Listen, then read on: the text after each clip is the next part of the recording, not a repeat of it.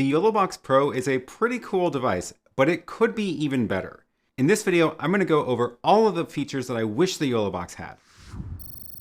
To start with, I want to talk about things I wish the current generation of the YOLOBOX Pro had in its software.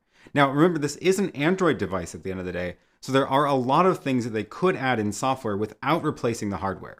Now, when I first started writing this wish list, there was one feature in there that they now have already shipped in a firmware update, and that is the audio mixer. It used to be the case that you could only have audio from one input selected at a time. And that was pretty limiting because basically it means you could never have, for example, background music playing over your dialogue. But now in the latest firmware update, you can in fact enable multiple sources of audio, and there's a full audio mixer built in now. So that's already fantastic, and I'm glad they just checked that one off right off the bat. But let's keep going. If you've been watching my live streams, you'll know that I often take advantage of a browser source to bring in graphics on top of my stream. That's how I show the chat messages on the screen, as well as the map at the beginning of my live streams, and other graphics are brought in over the web source as well. Now, it is very cool that on the YOLOBOX itself, you do have some ability to create graphics built in. You can show chats if you're live streaming from the device to YouTube. You can also create lower thirds, but I often want to go a little bit farther and have more customization that is not available in the device. And for that, what I would really love to be able to do is use a web page overlay in the YOLOBOX. There's a lot of software out there that is usually created for use in OBS that actually produces a web page that is expected to be overlaid in OBS. What I would love to be able to do is bring those into the YOLOBOX, because that would just open this up to a huge amount of different customizations that you can do with all sorts of different web-based graphics packages. For me, I would be able to bring in the chat through my Chrome extension. I would be able to use H2R graphics to do more customization in the lower thirds. There's also software like Singular Live or all the things that are created to use with Lightstream Studio that you could also bring into the YOLOBOX that way. So I would love to see a web-based graphics source added to the YOLOBOX. I would imagine you would just type in a URL and it would just slap it over the screen, support transparency, and you'd be able to do whatever you wanted externally that would show in the YOLOBOX. I do think this is possible in the current hardware because, again, this is an Android device, so there's already a browser on the device. It's just a matter of sort of combining the two. The next big feature I would love to see is better support for external automation. What do I mean by that? Well, right now on the YOLOBOX, you have to do everything by using the on-screen controls. You can connect a keyboard and mouse, and the keyboard is really useful if you want to type in captions faster. I don't really think the mouse is super useful because it just shows a cursor on the screen and you might as well just tap it by hand. But what I'm talking about is more fancier stuff that you can do more actual automation with. I use Companion extensively for my live streams. I have it rigged up in the studio to be able to run several actions across multiple different devices, do very carefully timed things like cutting between one camera for 15 seconds while a video plays and then switching back. I even have it hooked up to the lights in my studio so I can turn on and off different light sources with buttons on my Stream Deck. I would love to be able to integrate the YOLOBOX into that same workflow. Right now, I can't really do that because I have to use the YOLOBOX by touching the buttons on the screen. How do I think this should work? Well, the easiest way that YOLOBOX could support this is rather than building support for the Stream Deck itself, if they just supported OSC, which is a sort of general purpose command language for moving messages over the network, then other people could write software in other different systems, like for example, Companion, that could send those messages to the YOLOBOX. So YOLOBOX would just need to create an OSC command for everything that the YOLOBOX can do itself.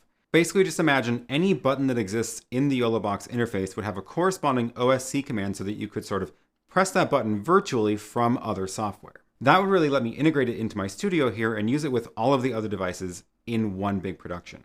So those two features I feel like are a pretty realistic ask of YOLOBOX. Another thing I would like to see that I think is totally within the realm of possibility is actually integrating Speedify itself. Now, I did do a video about how to install Speedify on a YOLOBOX. Basically, because it's an Android device, you can install the Speedify Android package into the device. It's not a super great experience. It does work, but there's a couple of little weird things about it after you do it that way. But Speedify does have an SDK, which means it's actually possible for YOLOBOX to integrate Speedify directly into the product. So I would imagine, for example, seeing a new tab on the YOLOBOX, kind of like you get the graphics tab and the chat tab, and it would just be a Speedify tab. And then that would have the whole Speedify interface built into the YOLOBOX directly. And then you wouldn't need to do any sort of hacks of sideloading the apps or switching out of the YOLOBOX app in order to get into Speedify. Again, I think this is within the realm of possibility because Speedify has an official SDK, and the YOLOBOX app is an Android app that could integrate that SDK. Now, the last feature that I want to talk about, which is maybe more of a stretch, is the ability to use external wireless cameras, specifically iOS and Android devices. The reason I say this is because I really liked using the Sling Studio device for a long time. It's definitely getting a little bit old, and I haven't been using it lately, but the ability to use iPhones as wireless cameras was super, super useful. Basically, it means that you can very easily get a wide-angle shot of a room or use a handheld camera for those roving shots without having to rig up lots of extra stuff. Now, I use the Hollyland transmitters all the time in order to get wireless cameras, but that's another device to power with a battery, it's another cable to bring with your camera, and it's just more bulk on a camera. Having an iPhone be able to talk directly to the YOLOBOX would be amazing. The way I would expect this to work is you'd go into the YOLOBOX, press the button for adding a new wireless camera, you would download a special YOLOBOX app onto your iPhone or Android, and then you would scan a QR code on the YOLOBOX to pair them. And then it could just send the video to the YOLOBOX from the iPhone. The reason I think this is a bit of a stretch goal is because it is a lot more work compared to the other things that I've talked about. It would require that YOLOBOX would develop a special iOS and Android app and ship it in the App Store so you could get it onto your regular iPhones and Android devices. There's also the question of how does it actually send the video to the YOLOBOX? Ideally, it would be with the least amount of latency possible, so it would probably have to be a direct Wi-Fi link between the two. And I don't know if that's possible with the existing hardware. But with that feature added, it would be 100% a complete replacement for the Sling Studio at this point, because that is the last remaining feature of the Sling Studio that I think is still really only available on the Sling Studio.